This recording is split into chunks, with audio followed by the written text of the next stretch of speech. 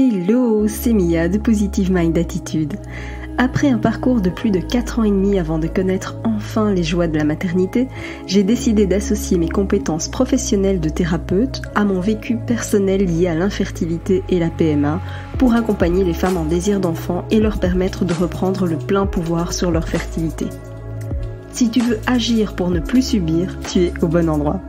Que tu sois suivi médicalement ou non, mes conseils te permettront d'avoir un autre regard sur ton parcours et d'adopter une approche globale pour mettre toutes les chances de ton côté. Ensemble, brisons le tabou de l'infertilité. Si tu connais une femme qui est concernée par le sujet, je t'invite à lui partager cet épisode. Maintenant, installe-toi confortablement et c'est parti pour l'épisode du jour. Comment remonter la pente quand on est épuisé par ce parcours ?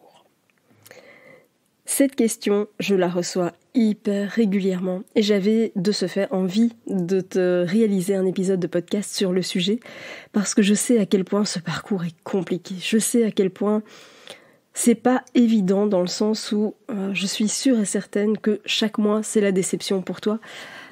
Et que tu as l'impression que c'est un échec tous les mois. Je sais que tu subis des choses que ceux qui ont des enfants spontanément n'ont évidemment pas à subir.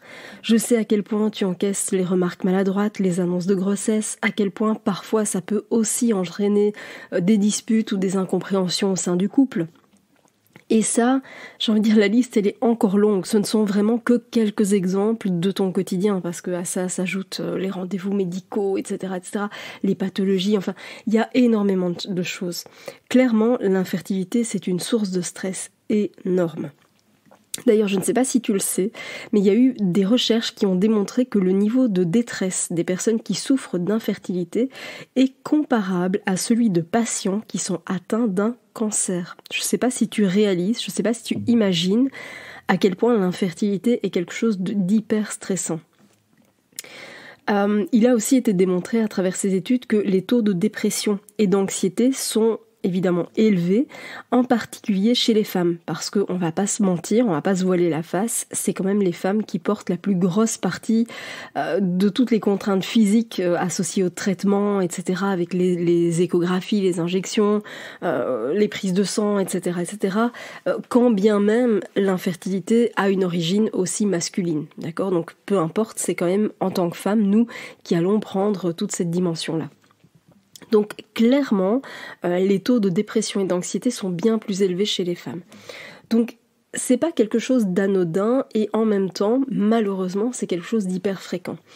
L'épuisement, alors je voudrais pas dire que c'est un état normal parce que tu ne devrais évidemment pas avoir à être dans cet état-là, mais c'est quelque chose de très courant. Alors bien sûr que le fait d'être soutenu, d'être préparé, d'être guidé va justement t'éviter d'être dans cette phase d'épuisement. On est bien d'accord.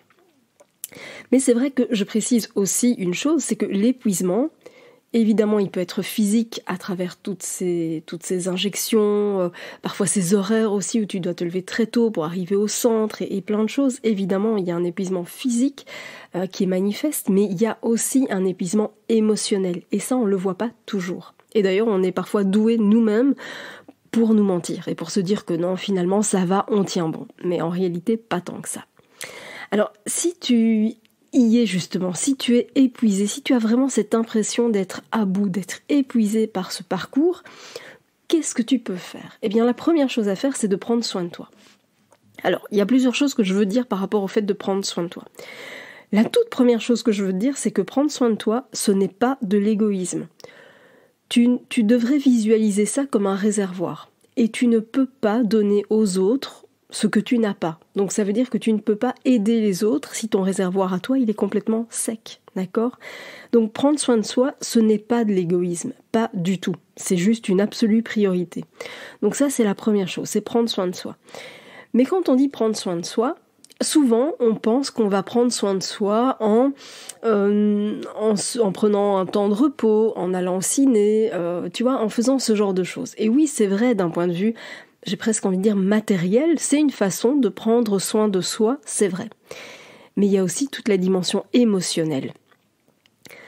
Je te donne un exemple, c'est que j'ai accompagné des femmes, et j'en accompagne toujours d'ailleurs, qui vont faire en sorte de tenir bon. Tu vois, presque de masquer leur ressenti, ou en tout cas en se mettant une pression de dingue pour faire en sorte que quand on leur pose la question de savoir tu vas bien, oui ça va, nickel, et ce sont des nanas qui sont hyper fortes, hyper courageuses, qui ont toujours le sourire.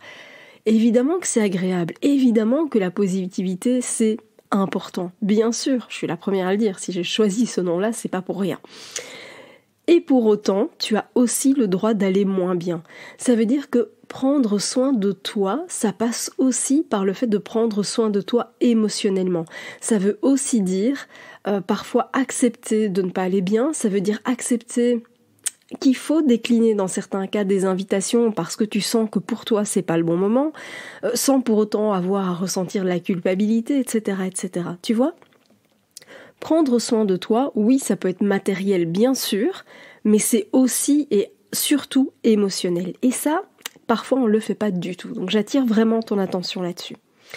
Ensuite, c'est d'exprimer ce que tu ressens, d'exprimer tes sentiments. Que ce soit vis-à-vis de ton conjoint, vis-à-vis de tes proches, vis-à-vis de tes collègues, dis-toi bien une chose, c'est que les autres ne peuvent pas deviner ce que tu ressens. Surtout si tu as pour habitude de faire en sorte que tout aille toujours bien, d'être forte et courageuse devant les autres, etc., etc.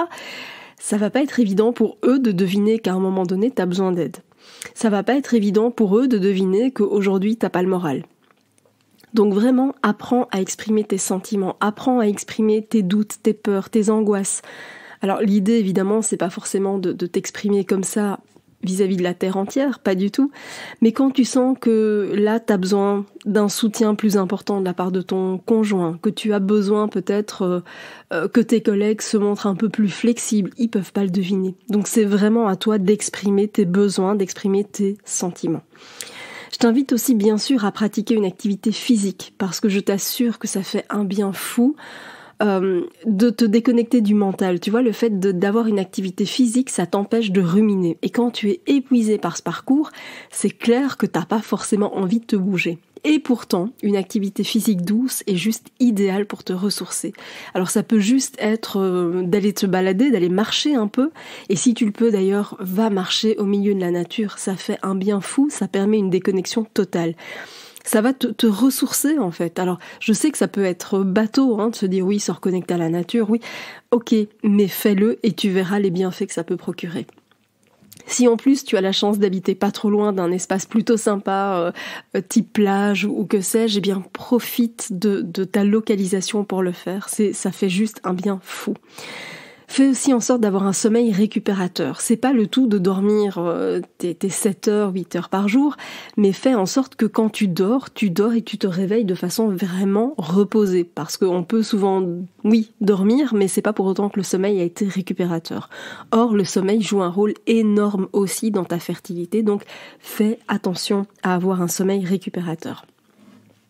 Et enfin, ce que j'ai envie de te donner aussi comme conseil, c'est de reprendre les rênes, d'arrêter de subir, j'ai presque envie de dire, de courir comme un poulet sans tête, en testant tout et n'importe quoi. Parce que ça t'épuise évidemment. Ce dont tu as vraiment besoin, c'est de comprendre ce que tu traverses. Tu as besoin de comprendre ton cycle. Et ta pathologie si tu en as une qui a été diagnostiquée. Et tu as besoin d'appliquer des conseils qui sont adaptés. Reprends les rênes de ce que tu traverses. À titre personnel, j'ai perdu un temps fou. J'ai perdu un temps précieux, tu le sais probablement, mon parcours a duré 4 ans et demi. Et surtout, je me suis épuisée à tester tout et n'importe quoi sans comprendre, juste parce que on m'avait dit que c'était super, que la cousine de la voisine, de la grand-tante, de je sais pas tout qui avait essayé ça et que ça avait marché pour elle, etc. Enfin bref, tu vois le genre. Je me suis épuisée à faire tout ça. Je me suis épuisée à écouter des gens qui n'étaient même pas passés par là eux-mêmes finalement et qui ne savaient absolument pas ce que je pouvais ressentir. J'ai même été jusqu'à prendre des traitements médicaux qui n'étaient pas forcément adaptés à ma situation ou je les ai pris au mauvais moment. J'en ai parlé dans l'épisode précédent. Je pense que j'en ai parlé sur l'épisode d'avant. qui était l'épisode consacré à la culpabilité, j'ai pris en fait des traitements qui certes m'étaient prescrits par le corps médical évidemment, mais le corps médical n'ayant pas pris le temps de m'expliquer exactement à quel moment, etc. Tu sais, ils ont toujours l'impression qu'on doit rentrer dans une case. Et quand tu rentres pas dans la case, c'est compliqué. Et donc voilà, on m'avait dit, tu fais ça à partir de tel jour, etc. Et en fait, moi, mon ovulation, elle avait pas encore eu lieu. Donc tous les traitements que j'ai pris pendant des mois, eh bien, ça m'a flingué mon ovulation. Et je ne veux pas que tu fasses la même erreur. Parce que tu vois, quand on est dans le fait de subir, eh bien, ça épuise. Alors déjà, ça flingue les chances de réussite. Ça, c'est une première chose. Mais en plus, ça épuise parce que on a en gros l'impression de pédaler dans la semoule. Tu vois, j'ai enchaîné les traitements, j'ai commis plein d'erreurs et tout ça, ça m'a épuisée. Et ça m'a épuisée aussi bien physiquement que moralement. Et ça, c'est vraiment quelque chose que je tiens absolument à t'éviter. Je veux que tu évites de faire les mêmes erreurs que moi. Et ce que je veux faire, eh bien, c'est te permettre de gagner un temps précieux sans avoir à être épuisé. Si c'est ton cas, si tu sens qu'il y a des choses que tu peux mettre en place, eh bien, je t'invite dès maintenant à cliquer sur le lien qui se trouve dans la description de cet épisode pour rejoindre le programme d'accompagnement. Merci d'avoir écouté cet épisode jusqu'au bout.